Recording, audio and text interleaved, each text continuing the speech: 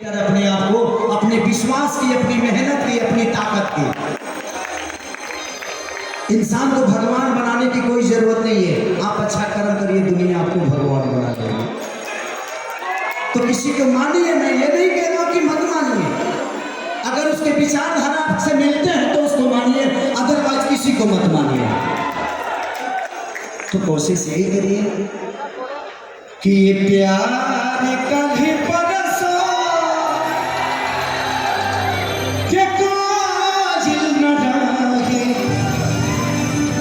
भुला गइल वैसे जैसे भागिल न रहे, कि प्यार नहीं लिखल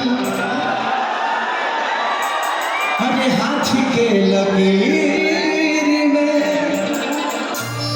नहीं खुद तकदीर में। तो थैंक यू सो मच।